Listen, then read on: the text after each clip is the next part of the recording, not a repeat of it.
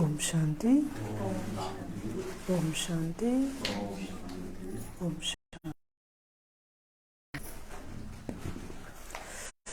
आज बाबा की मुरली है 13-11-21। बाबा कहते, मीठे बच्चे, मैं तुम बच्चों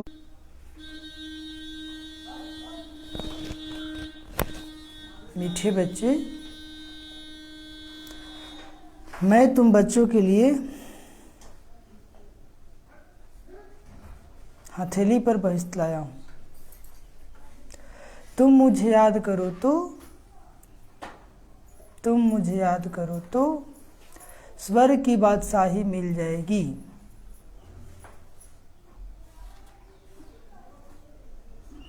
स्वर्ग की बादशाही मिल जाएगी। आज का प्रश्न,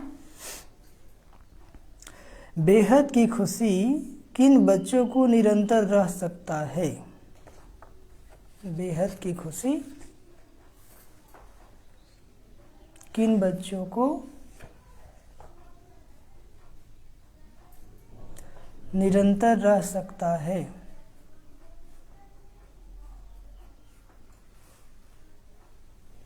उत्तर, जिन्होंने बेहद का संन्यास किया है।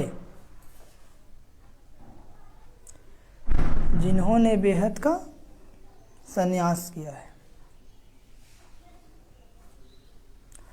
और संग तोड़ एक संग जोड़ी है।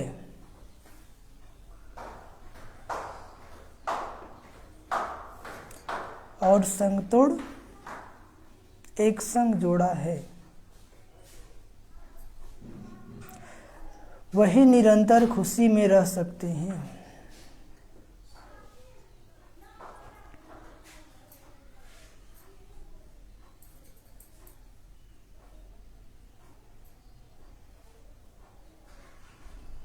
वही निरंतर खुशी में रह सकते हैं। दूसरी पॉइंट है, जो फॉलो फादर करते हैं, जिन्हें सर्विस का शौक है,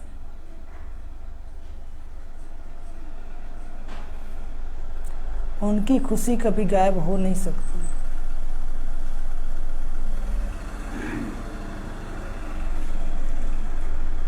उनकी खुशी कभी गायब हो नहीं सकती। गीत बजा है, छोड़ भी दे आकाश सिंहासन, छोड़ भी दे आकाश सिंहासन। चलिए समझिए। बाबा कहते, मीठे बच्चे, मैं तुम बच्चों के लिए हथेली पर बहिष्त लाया हूँ। बहिष्त मतलब स्वर्ग। लिखना पढ़ना बंद कीजिए, समझना शुरू कीजिए, तो बाद में भी लिख सकते मुरली ना। हाँ, बाबा कहते, मीठे बच्चे, मैं तुम बच्चों के लिए हथेली पर बहिष्त लाया हूँ। बहिष्त मतलब स्वर्ग। बाबा परम धाम से आए हैं, हम बच्चों के लिए गिफ्ट लेकर। क्या लेकर आए हैं? जैसे कोई भी माँ बाप बहुत दिनों के बाद आते हैं तो बच्चों के लिए कुछ लाते हैं कि नहीं लाते हैं? तो बाबा ने भी हम बच्चों के लिए क्या लाया है? स्वर्ग रूपी गिफ्ट, अभी हथेली पर। बाबा कहते, मुझे याद करो तो स्वर्ग की बादशाही मिल जाएगी। क्या कहते हैं? मुझे याद करो, तुम मुझे याद करो तो स्वर्ग की बादशाही मिल जाएगी। अब जितना बाबा को याद करेंगे, स्वर्ग में जाने के योग्य बन जाएंगे। प्रश्न, आज का प्रश्न है कि बेहद की खुशी किन बच्चों को निरंतर रह सकती है? निरंतर, जैसे श्वास कैसे चलता है? निरंतर श्वास चलता है, निरंतर। श्वास बंद हो जाए तो कहानी खत्म। ऐसे निरंतर खुशी किन बच्चों को रह सकती है? आप लोग में से किसी को निरंतर खुशी है? हाँ, तो किन बच्चों को रह सकती है? बाबा उसका उत्तर बता रहे हैं। पहली पॉइंट है, जिन्होंने बेहद का संन्यास किया है। क्या किया है? जिन्होंने बेहद का संन्यास। एक होता हद का संन्यास। हद का संन्यास क्या है? घर द्वार बाल बच्चे को छोड़कर जंगल में चले जाते हैं, उसको हद का संन्यास कहते हैं। और बेहद का संन्यास क्या है? घर गृहस्थ बाल बच्चों के बीच में रहते भी हम यहाँ रहते नहीं है, मन बाबा में लगा रहता है, इसको बोलते बेहद का संन्यास। ये हर कोई कर सकता है, ठीक है। जैसे बाबा कमल फूल का बताते, कमल फूल जल में ही रहता है, कीचड़ में, कीचड़ से ऊपर रहता है। ऐसी तन इस लोक में ही हो, इस अपने लौकिक परिवार में ही हो, लेकिन मन बाबा के पास हो, इसको बोलते बेहद का संन्यास। उसे और कोई नहीं खींचता, बस एक बाबा, ठीक है। वही निरंतर खुशी में रह सकता है। और संग तोड़ एक संग जोड़ा है, और संग तोड़ एक संग जोड़। जब बाबा नहीं मिला था तो बहुत संग था, लौकिक संबंधी का संग अलग, देवी देवताओं का संग अलग, गुरु गोसाई का संग अलग। लेकिन जब बाबा मिल गया तो बस एक बाबा, दूसरा न कोई। तो जो और संग तोड़ एक संग जोड़ा है, वही निरंतर खुशी में रह सकते हैं। बेहद का संन्यास मतलब काम, क्रोध, लोभ, मोह, अहंकार, 5 विकारों का संन्यास, तभी आप निरंतर खुशी में रह सकते हैं। दूसरी पॉइंट है जो फॉलो फादर करते हैं। क्या करते हैं? जैसे ब्रह्मा बाबा ने सेवाएं की, तन मन धन सब तरीके से, तन से भी किया, मन से भी किया, धन से भी किया, नंबर 1 चला गया, है ना। जो फॉलो फादर करते, जिन्हें सर्विस का शौक है, जिन्हें बाबा को सेवा करने का शौक है, उनकी खुशी कभी गायब हो नहीं सकती। आप सेवा करेंगे, सबकी दुआएं मिलेगी, ऑटोमेटिक आप खुश रहेंगे, ठीक है। और आज गीत क्या बजा है? तो देखें, बाबा ने कहा कि किन बच्चों की खुशी निरंतर रह सकती है। अब चेक करना है कि इसमें हम कितना पुरुषार्थ किए हैं। तो जैसे जैसे इस अवस्था को प्राप्त करते जाएंगे और आप खुशी प्राप्त करते जाएंगे, ठीक है। हर कोई खुश रहना चाहता है जीवन में, चाहता है कि नहीं चाहता है? तो खुशी रहने का मैंने तरीका सिखा दिया, बेहद का संन्यास। क्या करना है? घर गृहस्थ में रहते, बाल बच्चों के बीच में रहते, मन बाबा में लगा रहे। किस में लगा रहे? इसको बोलते हैं बेहद का संन्यास। तन में रहते हम तन में नहीं हैं, तन से परे हैं। जगत में रहते हम जगत में नहीं हैं, जगत से परे हैं। इसको बोलते हैं बेहद का संन्यास। गीत बजा, छोड़ भी दे आकाश सिंहासन। बाबा बुला रहे, बाबा अब छोड़ो आकाश सिंहासन, बहुत दुख हुआ, बहुत पाप हुआ, है ना। ओम शांति। मीठे मीठे रूहानी बच्चों ने गीत सुना? यह किसने कहा? बाप ने बच्चों को कहा कि गीत सुना? नहीं सुना? आप लोग नहीं सुने? आप लोग भी सुने, पीछे सुनते हैं। जब अति दुख होता है तब बुलाते हैं। जब अति दुख होता है, अभी सब लोग बुला रहे हैं भगवान आ जाओ, इस नर को खत्म कर दो, सब लोग बोल रहे हैं कि नहीं बोल रहे हैं? बच्चे जानते हैं कि बाप ही सुख धाम व पावन दुनिया रचते हैं, अथवा भगवान भगवती का राज्य स्थापन करते हैं। परमात्मा के सिवाय और कोई कर नहीं सकता। भगवान और भगवती जैसे स्वर्ग के मालिक ठहरे। तुम देखते हो लक्ष्मी नारायण कितने धनवान थे, कितनी बड़ी राजधानी थी। लक्ष्मी नारायण कितने धनवान थे, कितनी बड़ी राजधानी थी। उनकी राजधानी में कभी कोई उपद्रव होता नहीं। बाप बच्चों को वर्षा ही ऐसा देते हैं, तो कितनी खुशी में पुरुषार्थ रहना चाहिए, कितनी खुशी में रहना चाहिए। स्वर्ग का मालिक बना रहे बाबा, कहाँ का मालिक? तो कितना खुशी में रहना चाहिए, रहना चाहिए या रहते हैं? हाँ, परंतु नंबरवार पुरुषार्थ अनुसार तो है ही। जैसे जैसे पुरुषार्थ करेंगे, जैसे जैसे बाबा को याद करेंगे, जैसे जैसे आप बाबा के श्रीमत पे चलेंगे, उसी प्रमाण ही क्या होगा? उसी प्रमाण ही आप खुश रह पाएंगे, है ना। बाबा की आज्ञा का जितना पालन करेंगे उतना ही आप खुश रहेंगे। कोई तो पूरा ज्ञान न उठाने के कारण न वहाँ की खुशी में रहते हैं और न यहाँ की खुशी में रहते हैं। ज्ञान में आ गए लेकिन 2 नाव पे पैर रख देंगे। क्या रखे? 2 नाव पे पैर। सोचते इधर का भी सुख ले लेवे और इधर का भी सुख ले लेवे। तो दुविधा में दोनों गए, माया मिली ना राम। समझ में आया? वो कहावत है ना, धोबी की कूता ना घर के ना घाट का। घाट से आया तो घर में सोचा खा के ही आया होगा, और घर से गया तो सोचे खा के ही आया होगा, बेचारा भूखे रह गया। ठीक है, तो वही बाबा कहते हैं आज लोग, कुछ बच्चों का भी हाल वही है, थोड़ा उधर भी देख लेते हैं, थोड़ा इधर भी देख लेते हैं, इसलिए मिलता कुछ नहीं है। तो उनको कहते हैं दोनों जहाज से गए। क्या कहें, नई दुनिया को सुख ले पाया, इधर में सुख है ही नहीं, न वो दुनिया को ले पाया। तो वही बाबा कहते हैं, क्योंकि बाप से वर्षा लेते लेते गिर पड़ते हैं। बाबा से वर्षा लेते लेते दुनिया में किसको मालूम नहीं कि भगवान आकर स्वर्ग स्थापन कर रहे हैं, क्योंकि वो आते ही गुप्त रूप में है, क्योंकि वो आते ही गुप्त रूप में है। कहते हैं जरूर भगवान इस समय होना चाहिए, क्योंकि सब घोर अंधियारे में है ना। भगवान आते हैं गुप्त रूप में, इसलिए भगवान को पहचानना इतना आसान नहीं है। जो बहुत भक्ति किया होगा, क्या किया होगा, वही पहचान सकता है।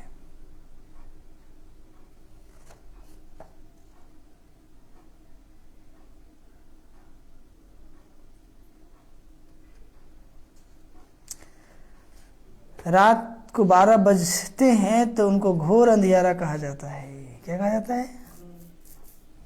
रात में घोर अंधियारा और दिन में घोर प्रकाश होता है। बच्चे जानते हैं अब भक्ति मार्ग की रात पूरी होती है ना। भक्ति क्या है? रात। भक्ति क्या है? और ज्ञान क्या है? दिन। तो रात में क्या करते लोग? भटकते हैं, धक्का खाते हैं। अचानक रात हो जाए, बोले माता जी आप लोग छत पर चढ़ जाइए, तो कितना बार गिरिएगा?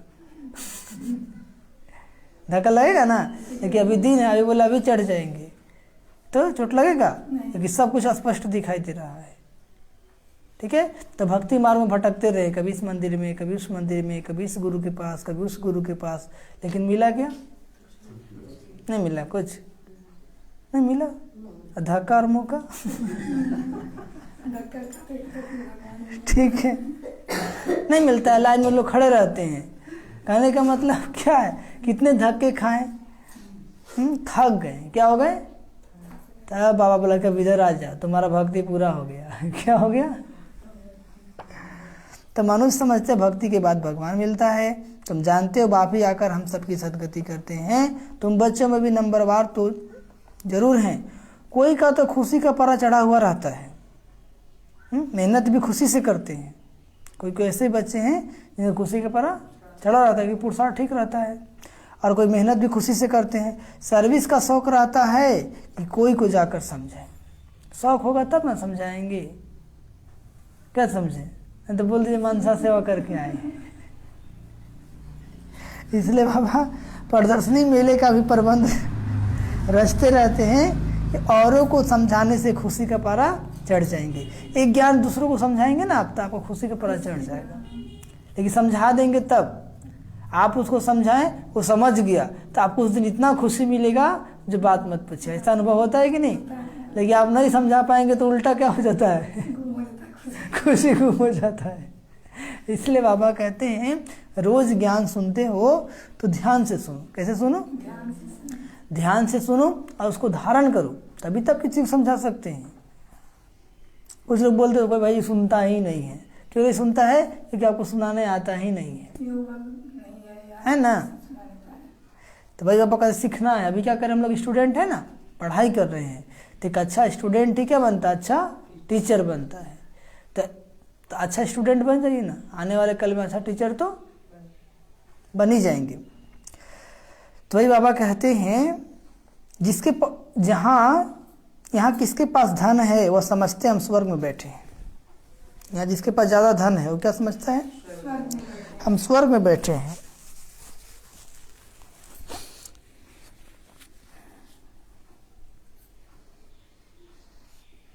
उन्हों के लिए ज्ञान उठाना मुश्किल है। जो समझते कि हमारे लिए ही स्वर्ग है, वो ज्ञान उठाएगा? भगवान के श्रीमत पे चलेगा? नहीं। इसलिए गाया हुआ है, कोटों में कोई ही इतना समझदार बन बाप के वर्षे का अधिकारी बनते हैं। करोड़ों में कोई बाबा का ज्ञान लेता है, करोड़ों में कोई, क्योंकि बाबा कहते हैं हर कोई परमात्मा को पहचान नहीं सकता, परमात्मा की बातों को समझ नहीं सकता। तो आप लोग कोटो में कोई क्या है?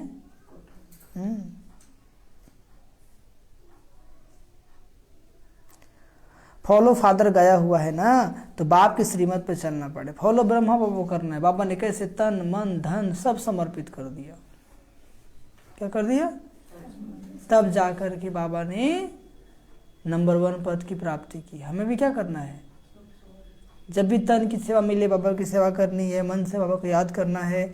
जब भी धन की सेवा मिल ली बाबा के धन की सेवा करनी है। क्योंकि आप बाबा को दे बाबा की सेवा में लगाएंगे तभी तो आपको मिलेगा। इसलिए बाबा कहते हैं जो अच्छी तरह से श्रीमत पर चलते हैं उनको फॉलो फादर करना चाहिए। जैसे ब्रह्मा बच्चे अच्छी तरह चल रहा है ना, उसमें बाबा साकार में थे, शरीर अव्यक्त नहीं हुए थे। लौकिक बच्चे राय पर नहीं चले तो कहा तुम अपनी राह ले लो। बाबा के एक बेटा थे, नाम था नारायण दादा। बोले जब बाबा को ज्ञान मिला तो बाबा अपना चल अचल संपत्ति सब 4-5 माताओं का ट्रस्ट बनाया और ट्रस्ट के नाम लिख दिया। उसमें बाबा के पास 14 करोड़ की प्रॉपर्टी थी। 1 रुपया भी अपने पास नहीं रखा। 1936 की बात है। उस समय महीने का वेतन 1 रुपया हुआ करता होगा। ठीक है, तब के बाबा करोड़पति थे। एक उसमें ज्ञान बिल्कुल नया था। बाबा ने ये भी नहीं सोचा कि हमको अन्न कहाँ से मिलेगा, समर्पित।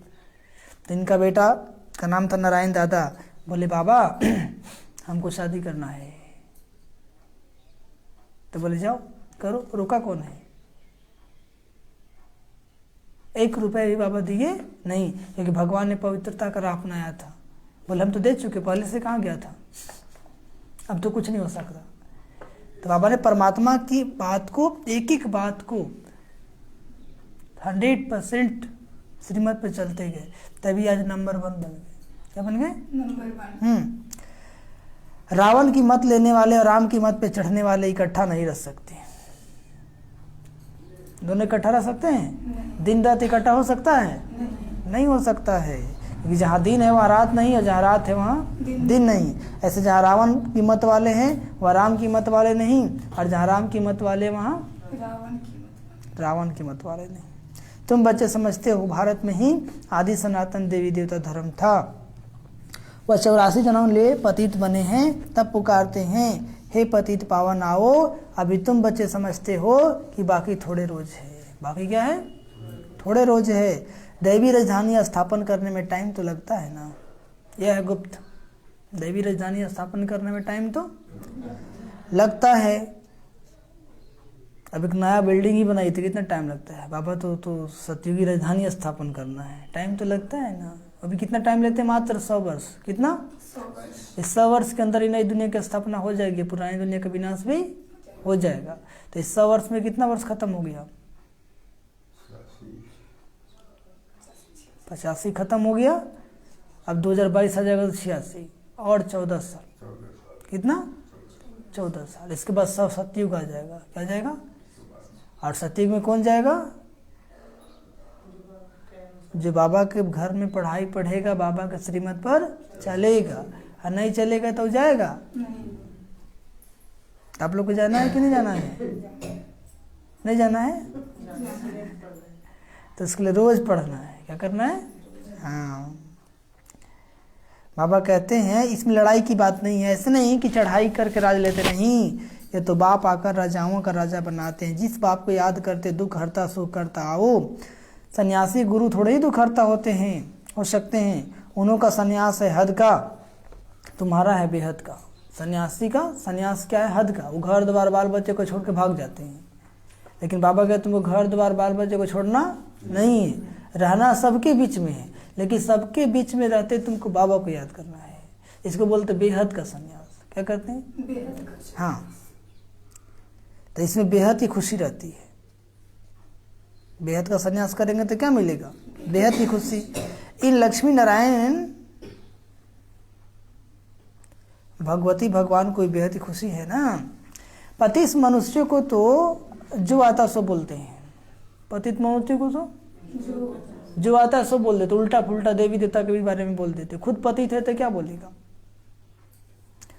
तुम तो एक एक अक्षर अर्थ सहित बोलते हो। नई दुनिया में है ही एक धर्म, उनकी कोई से भेंट नहीं की जाती है।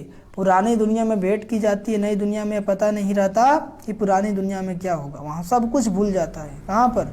नई दुनिया में।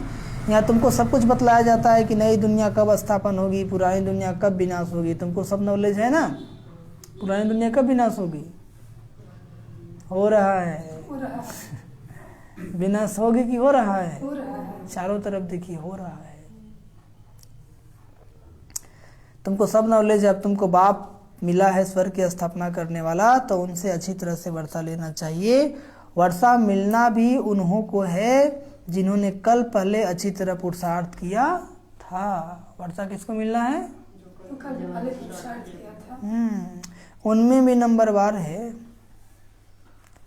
अब स्टूडेंट तो सब होते हैं, तो नंबर एक जैसे तो नहीं होते हैं ना, उसमें भी क्या होते हैं? नंबरवार है।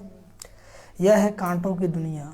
जिस दुनिया में हम बच्चे रहते हैं, एक ऐसी दुनिया है कांटों की दुनिया। कांटों की दुनिया मतलब दुख की दुनिया। कांटा से सुख मिलता है ना, ऐसे कर रहे हैं माता जी। कांटा से दुख मिलता है ना। तो आज जितने भी लोग हैं एक दूसरे को दुख ही देते हैं, इसलिए कांटे जैसे हो गए। क्या हो गए? कांटे जैसे हो गए। पहले नंबर का कांटा तो सब में है ही। पहले नंबर का कांटा क्या है? विकार, अपवित्र बनना, जिसको कि लोग पाप नहीं समझते हैं, एक दूसरे को कांटा चुभोते रहते हैं। पुरानी दुनिया छीछी, नई दुनिया को अच्छी होती है। स्वर्ग किसको कहा जाता है यह भी किसको पता नहीं है। ऐसे ही कह देते हैं कि फलाना स्वर्गवासी हुआ, ऐसे ही कह देते हैं। जब मरने के बाद स्वर्ग में गया तो रोते क्यों हो? तब खुशी मनाओ ना, डांस करो कि स्वर्ग में चला गया। और स्वर्ग में इतना ज़्यादा अच्छा ही होता तो कितना पेशेंट लोग हॉस्पिटल में भर्ती है, सब मर के स्वर्ग में नहीं चल जाता? क्या समझे? यदि स्वर्ग में जाना इतना आसान होता तो, लेकिन ऐसी बातें नहीं है। यही धरती एक दिन स्वर्ग था, यही आज क्या बन गया है? नरक। और यही फिर स्वर्ग बनने वाला है। और इस स्वर्ग में वही जाएगा जो बाबा के बताए श्रीमत पर चलेगा।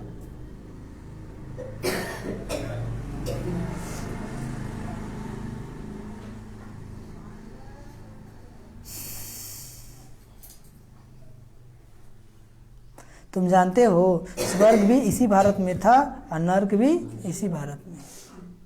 तो ये अक्षर वो लोग पकड़ कर कह देते हैं स्वर्ग नरक यहाँ ही है। नहीं, सतयुग त्रेता में यही भारत स्वर्ग था और द्वापर कलयुग में यही भारत क्या बन गया? नरक बन गया। बाबा कहते हैं जिसको बहुधन है वह क्या समझते हैं? हम स्वर्ग में हैं। परंतु ऐसे नहीं है, है क्या? ऐसा थोड़ी है कि गरीब के लिए चावल सिंपल है, उसके लिए सोने का चावल बना हुआ है क्या? गरीब के लिए दाल ऐसा है, उसके लिए चांदी का दाल बना हुआ है। गरीब के लिए पानी अलग है, उसके लिए पानी अलग है क्या? नहीं है। बल्कि तो पुलिस वाला चावल खाता है, गरीब तो शुद्ध चावल खाता है। नहीं समझे? वो एसी का हवा लेता है, गरीब शुद्ध ऑक्सीजन लेता है। ऐसी बातें नहीं है कि उस स्वर्ग में है। भारत नया था तो सत्युग था, जिसको स्वर्ग कहा जाता है। अभी तो पतित दुनिया नरक है ना। दुनिया तो एक ही है। नई दुनिया में लक्ष्मी नारायण का राज था, पुरानी दुनिया में रावण का राज है। भगवान आज मैं तुमको 84 जन्मों का राज बताता हूँ। कितने जन्मों का? टोटल जन्म हम लोग कितने हुए? 84। इस राजयोग से तुमको राजाओं का राजा स्वर्ग का मालिक बनाता हूँ, तो नर का जरूर विनाश होना ही चाहिए ना। नर का विनाश होना ही चाहिए ना, नहीं होना चाहिए? हो रहा है। दिखाई दे रहा है, न्यूज में देखते हैं ना चारों तरफ।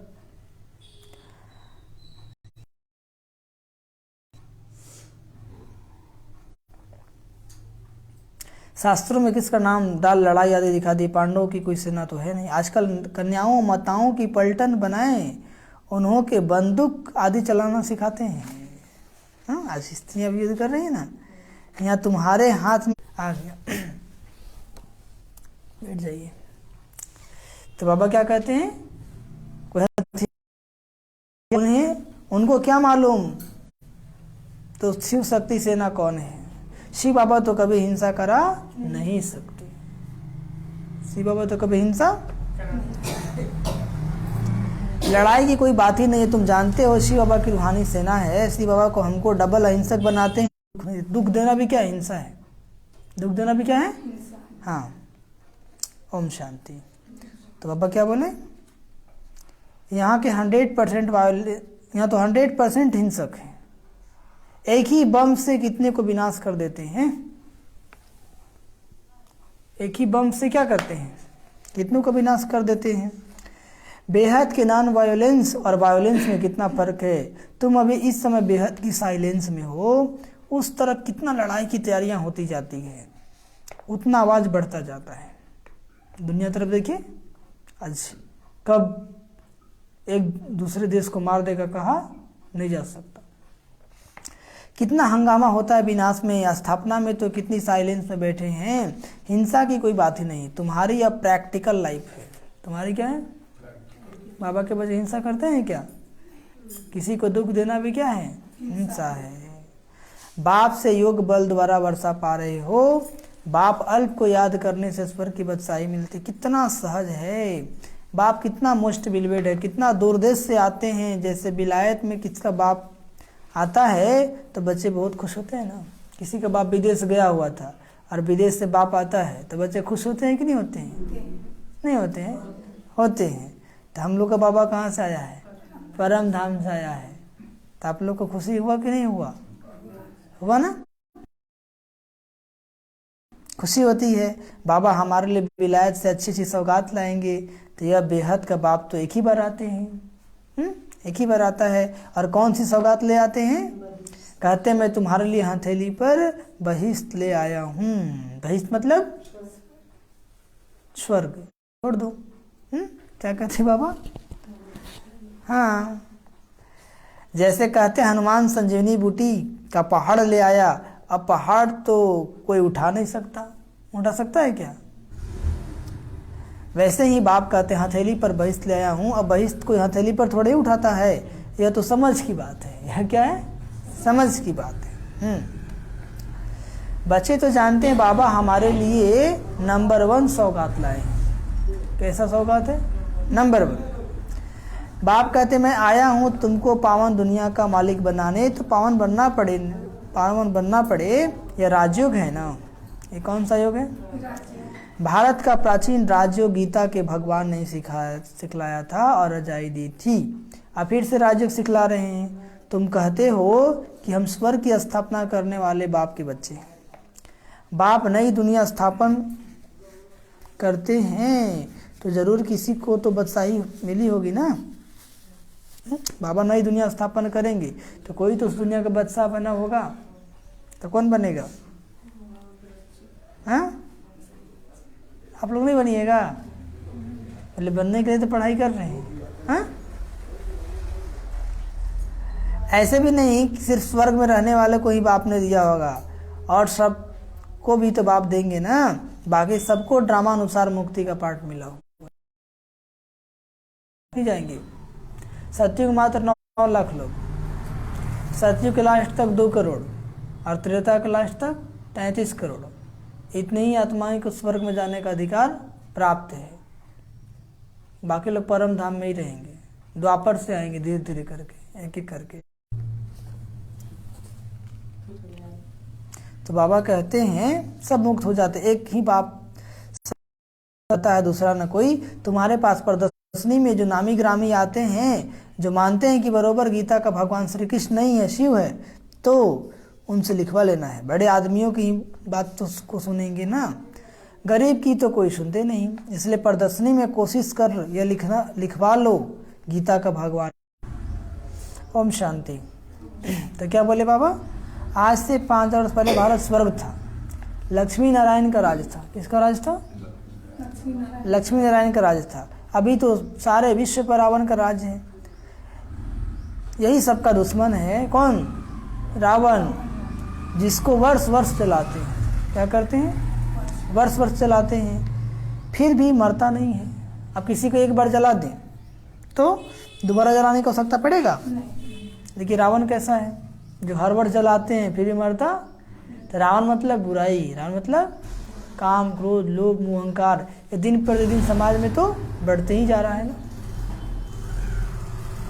तो वही बाबा कहते हैं अभी भारत का बड़ा दुश्मन यह रावण है, यह बात सिर्फ तुम जानते हो। अब राम परम पिता परमात्मा रावण पर जीत पहनाते हैं, कहते हैं मुझे याद करो तो तुम्हारे पाप नाश होंगे, तुम लायक बन जाएंगे, तो फिर नई दुनिया चाहिए। जरूर पुरानी दुनिया का विनाश भी हुआ था, सो होगा। महाभारत लड़ाई लगी ही तब है जब रावण राज विनाश हो, राम राज स्थापन होता है। महाभारत की लड़ाई कब लगी थी? जब रावण राज का विनाश होना था और राम राज की स्थापना होनी थी। अभी लगने वाली है महाभारत लड़ाई, मतलब थर्ड वर्ल्ड वार, तीसरा विश्व युद्ध। रावण राज में ही हाहाकार शुरू होता है, हाहाकार के बाद जय जयकार होती है, दुनिया बदलती है ना। जैसे पुराना घर तोड़ नया बनाया जाता है, फिर तोड़ा जाता है, यह भी स्थापना हो रही है। बम शादी बनाते ही रहते हैं, तैयारियां हो रही है ना। कैसे तोड़ेंगे? बम शादी से ही तो तोड़ेंगे ना, खत्म कर देंगे एक दूसरे को। अभी दशहरा आया तो रावण की एफिजी भी निकली।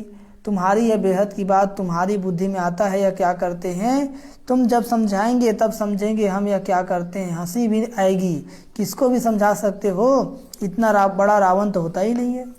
अब आप कहते हैं तुम राम राज लो, 5 विकारों का दान दो, ग्रहण छूट जाए। कहते हैं दे दान तो छूटे ग्रहण, दे दान तो छूटे ग्रहण। ग्रहण तो सबका लगा हुआ है। आज क्या होता है लौकिक में, जब ग्रहण लगता है तो दान करते हैं, अन्न दान, धन दान, हाँ। लेकिन बाबा कहते हैं विकारों का दान करना है। क्या करना है? तभी ग्रहण छूटेगा। काम, क्रोध, लोभ, मोह, अहंकार। बाप आकर समझाते हैं यह 5 विकार का ग्रहण सारी दुनिया पर लगा हुआ है, सिर्फ भारत पर ही नहीं, सारी दुनिया पर। बिल्कुल ही काले हो जाते हैं। तुम बच्चों को तो अथाह खुशी होनी चाहिए, बाकी थोड़े रोज है। बाकी कितने रोज है? थोड़े रोज है। तुम अभी क्रिएटर, डायरेक्टर, मुख्य एक्टर्स, ड्रामा के आदि मध्य अंत को जानते हो और कोई नहीं जानते। तुम्हारी अब स्वच्छ बुद्धि बनी है ना। कल बाबा ने मुरली में क्या कहा था? ये ज्ञान किसको धारण होगा? जिसका बुद्धि स्वच्छ हो, शुद्ध हो। तो आज बाबा ने कहा कि अब तुम्हारी बुद्धि स्वच्छ बनी है ना, या बन रही है। बाबा ने कहा जितना जितना योग करोगे, जितना जितना बाबा को याद करोगे, उतना खाद निकलती जाएगी और बुद्धि शुद्ध। हाँ, आपकी बुद्धि शुद्ध है, पहचान कैसे करेंगे? यदि आपके मन में मुरली का मनन चिंतन चलता है, ज्ञान का मनन चिंतन चलता है, मुरली की पॉइंट याद रहता है, तो समझिए कि आपकी बुद्धि शुद्ध है। और नहीं रहता है तो समझिए पूरा शुद्ध है। ठीक है? नहीं ठीक है? कहाँ ठीक है? हाँ, तभी तो बाबा को याद करिए रहे हैं ना। धीरे धीरे पुरुषार्थ बढ़ेगा। तुम बाप के बने हो तो स्वर्ग, जरूर स्वर्ग में भेज देंगे। Knowledge is source of income कहा जाता है ना। नॉलेज क्या होता है? Source of income. यह भी रूहानी नॉलेज है जो बाप ही देते हैं। मनुष्य को दे नहीं सकते। मनुष्य में, दुनिया में सब मनुष्य को नॉलेज देते हैं। तुमको तो बाप सुप्रीम सॉल आकर ज्ञान देते हैं, बाकी सब है भक्ति मार्ग की दंत कथा सुनाने वाले। सत्यनारायण की कथा, रामायण की कथा जो पास्ट हो गया, कुछ ना कुछ बताते रहते हैं। यह तो है पढ़ाई। पढ़ाई में हिस्ट्री ज्योग्राफी सुनाई जाती है। यह है वर्ल्ड की हिस्ट्री ज्योग्राफी, ह्यूज। तुम समझाते हो, बाबा ने 5000 वर्ष पहले भी कहा था। वह गीता पढ़ने वाले थोड़े ही कुछ समझते हैं। यादव, कौरव, पांडव किसको कहा जाता है? तुम प्रैक्टिकल में देखते हो। गीता में क्या है? यादवों का, पांडवों का और कौरवों का चर्चा है। तो यादव कौन है, कौरव कौन है, पांडव कौन है? तभी बाबा आए, जो बाबा को पहचान लिया और बाबा से प्रीत बुद्धि बन गया, बाबा के श्रीमत पे चला, वो पांडव है। वो कौन है? पांडव है। और जो बाबा को नहीं पहचाना, बाबा के श्रीमत पे नहीं चल रहा है, वो कौरव है। यदि जान भी गया कि भगवान आया है लेकिन श्रीमत पे नहीं चल रहा, वो भी क्या है? कौरव है। और यदुवंशी विदेशी लोग कहते हैं कि यादवों के पेट से मूसल निकला और उससे अपने ही कुल का विनाश कर लिया। तो मूसल मतलब मिसाइल, पेट मतलब बुद्धि। ठीक है? तो इनकी बुद्धि से मिसाइल निकला है, अपने आप को ही खत्म कर लेंगे। तो सारे लोग अभी प्रेजेंट में मौजूद हैं। सबका आध्यात्मिक रहस्य, जितने भी हम बातें सुनते हैं। विनाश के बाद क्या हुआ? कुछ नहीं दिखाते हैं। वह समझते हैं प्रलय हो गई। वह कहते हैं तुम शास्त्र को मानते हो? बोलो हाँ, हम शास्त्र को जानते हैं, मानते हैं। क्या बोलना है? हम जानते भी हैं और मानते भी हैं, वो सब भक्ति मार्ग के हैं। ज्ञान तो एक बाप ही सुनाते हैं जो ज्ञान का सागर है। अब भक्ति खत्म हो, ज्ञान जिंदाबाद हो रहा है। अब भक्ति खत्म हो, क्या हो रहा है? ज्ञान जिंदाबाद हो रहा है। पुरानी दुनिया का विनाश सामने खड़ा है, नथिंग न्यू, नया कुछ नहीं, कल पहले जैसे हुआ था वैसे हो रहा है। हमारी प्रीत है बाप से, हम और संग तोड़ एक संग जोड़ते हैं। हम क्या करते हैं? और संग तोड़, हाँ, वो संग कौन है? बाबा संग। और संग तोड़ और बाबा संग जोड़। बाप कहते हैं अपने को आत्मा समझ मेरे साथ योग लगाओ। और योग कैसे लगाना है? कि मैं ज्योति बिंदु आत्मा हूँ, बाबा भी ज्योति बिंदु है। तो जब ज्योति बिंदु समझकर ज्योति बिंदु से कनेक्शन लगाएंगे तब करंट आएगा, तब आत्मा की बैटरी चार्ज होगी। इसको ही भारत का प्राचीन योग कहा जाता है। तो वापिस सिखलाते हैं कृष्ण की आत्मा भी इस समय अंतिम जन्म में है। इनको कहते हैं तुम अपने जन्मों को नहीं जानते हो, ये तुम्हारा बहुत जन्मों का अंत का जन्म है। ये जो हम बच्चों का जन्म है ना, बाबा कहते हैं बहुत जन्मों के अंत का जन्म है, इसलिए मैंने इसमें प्रवेश किया है। मैं इसमें बैठकर तुम बच्चों को ब्रह्मा मुख वंशावली बनाए राज भाग देता हूँ। बाप के सिवाय और कोई बता न सके। या तो बाप खुद इस मुख द्वारा सुना रहे हैं, या बाबा भी पहले कुछ नहीं जानते थे। कौन बाबा? ब्रह्मा बाबा। लेकिन जब से बाबा ज्ञान हुआ, बाबा ने साक्षात्कार कराया, सब जान गए। तुम भी कुछ नहीं जानते थे। जानते थे क्या? कि मैं कौन हूँ, भगवान कौन है, हम कहाँ के रहने वाले हैं, हमारे जीवन का लक्ष्य क्या है। ये तो बाबा घर में आए तब तो पता चला ना, है कि नहीं? और जब से पता चला जीवन ही बदल गया। बदल गया कि नहीं बदल गया? भारतवासियों को ही समझाना पड़े। किसको समझाना पड़े? 84 जन्मों का चक्र कैसे फिरता है, वही लड़ाई खड़ी है जिससे स्वर्ग के गेट खुले थे, जबकि बाप ने आकर आज सिखाया मनुष्य को देवता बनाया था। अभी वही लड़ाई लगने वाली है जिससे स्वर्ग के गेट खुलेंगे। किसके गेट खुलेंगे? अच्छा, मीठे मीठे सीख के लदे बच्चों प्रति माता पिता बाप दादा के याद प्यार और गुड मॉर्निंग। रूहानी बाप की रूहानी बच्चों को नमस्ते। हम रूहानी बच्चों की, रूहानी माता पिता बाप दादाजी को याद प्यार, गुड मॉर्निंग और नमस्ते नमस्ते नमस्ते। धारणा के लिए मुख्य सार, पहली पॉइंट, जो अच्छी रीति श्रीमत पर चलते हैं उन्हें फॉलो करना है। जो अच्छी रीति श्रीमत पर चलते हैं उन्हें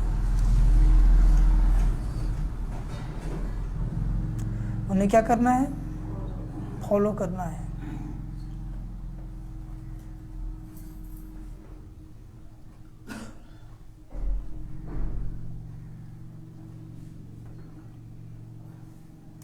बेहद की खुशी में रहने के लिए,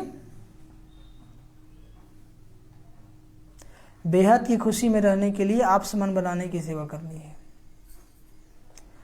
बेहद की खुशी में रहने के लिए आप समान बनाने की सेवा करनी है। बेहद की खुशी में रहने के लिए आप समान बनाने की सेवा करनी है।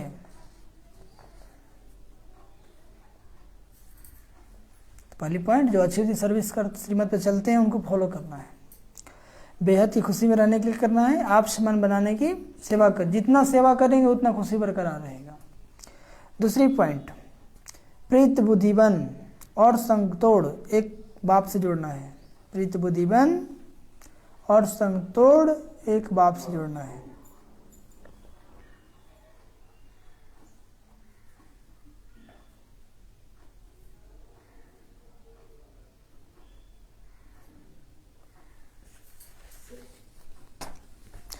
डबल अहिंसक बन, साइलेंस में बैठ। डबल अहिंसक बन, साइलेंस में बैठ। अपनी रजाई स्थापन करनी है। अपनी रजाई स्थापन करनी है।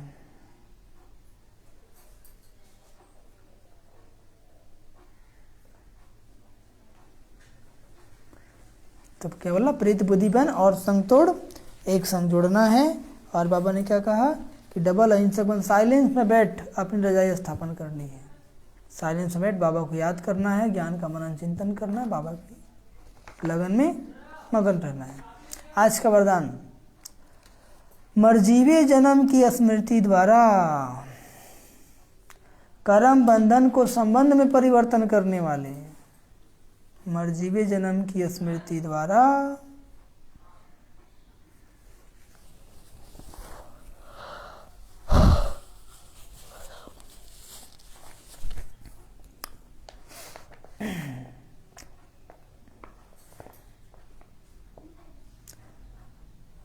कर्म बंधन को संबंध में परिवर्तन करने वाले परोपकारी भव, कर्म बंधन को संबंध में परिवर्तन करने वाले परोपकारी भव। समझिए, लौकिक कर्म बंधन का संबंध अब मरजीवे जन्म के कारण श्रीमत के आधार पर सेवा के संबंध के आधार है। समझे, जब तक लौकिक जन्म था तब तक कर्म बंधन था, लेकिन जब बाबा का ज्ञान मिल गया तब का अलौकिक जन्म हो गया। क्या हो गया? अलौकिक जन्म हो गया। बाबा कहते हैं कि अब श्रीमत के आधार पर सेवा का संबंध है, अब किसी का कर्म बंधन नहीं है। कर्म बंधन नहीं, सेवा का संबंध है। आप घर में रहते हैं, वो सेवा का संबंध है, वहाँ भी सेवा करने के लिए बाबा आपको रखा है। क्या करने के लिए रखा है? हाँ, सेवा के संबंध में वैरायटी प्रकार की आत्माओं का ज्ञान धारण कर चलेंगे तो बंधन में तंग नहीं होंगे। क्योंकि सेवा कर रहे हैं लौकिक में, आप तो बहुत लोग से मिलेंगे जुलेंगे, तो कितने लोग की सेवा करेंगे, लेकिन हिम्मत रखेंगे तब तो। क्या रखेंगे? तो बाबा आपको वहाँ पर सेवा के लिए रखा है। लौकिक बहुत लोग आते हैं कि नहीं, बहुत लोग से मिलते हैं, तो जहाँ भी जाएंगे सबको बाबा के ज्ञान सुनाएंगे, फिर बंधन से तंग नहीं होंगे। लेकिन अति पाप आत्मा, अपकारी आत्मा से भी नफरत व घृणा के बजाय रहमदिल बन तरस की भावना रखते हुए, कैसे? सेवा का संबंध समझकर सेवा करेंगे तो नामी ग्रामी विश्व कल्याणकारी व परोपकारी गाए जाएंगे। क्या कहे बाबा? अति पाप आत्मा है, चलो अति पाप आत्मा है, अपकारी है, आपको बहुत तंग किया है। ऐसी आत्मा से भी नफरत व घृणा के बजाय रहमदिल बन मतलब क्या? बाबा इसका भी भला कर दो। रहमदिल बन जो कहेगा वही करेंगे। रहमदिल मतलब उसके लिए शुभ भावना रखेंगे। क्या रखेंगे? शुभ भावना रखेंगे। सेवा का संबंध समझकर सेवा करेंगे तो नामी ग्रामी विश्व कल्याणी व परोपकारी गाए जाएंगे। और आज का स्लोगन, समय व परिस्थिति परमान वैराग आया, तो यह भी अल्पकाल का वैराग्य है। समय व परिस्थिति परमान वैराग आया, तो यह भी क्या है?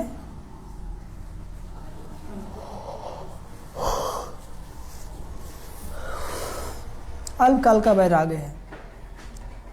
सदा काल के वैरागी बनो। कैसे वैरागी बनो?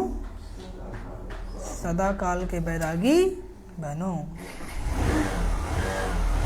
क्योंकि जब वैराग होगा तो इस पुरानी दुनिया से लगाव नहीं होगा, और जब पुरानी दुनिया से लगाव नहीं होगा तो किसी में झुकाव नहीं होगा और किसी का पर प्रभाव भी नहीं होगा। तब बाबा के लगन में आप मगन होंगे। क्या होंगे? बाबा के लगन में मगन होंगे। अच्छा, 13, 11, 21 मीठे बच्चे, मैं तुम बच्चों के लिए हथेली पर बहिष्ठ लाया हूँ, तुम मुझे याद करो तो स्वर्ग की बादशाही मिल जाएगी। प्रश्न, बेहद की खुशी किन बच्चों को निरंतर रह सकती? उत्तर, जिन्होंने बेहद का संन्यास किया है और संग तोड़ एक संग जोड़ा है, वही निरंतर खुशी में रह सकते हैं। दूसरी पॉइंट, जो फॉलो फादर करते हैं, जिन्हें सर्विस का शौक है, उनकी खुशी कभी गायब हो नहीं सकती। गीत छोड़ भी दे आकाश सिंहासन। अच्छा, ओम शांति, ओम शांति, ओम शांति। तो आज कल क्या है? योग भट्टी। कल क्या है? योग भट्टी। और परसों बाबा भी आ रहे हैं, है ना?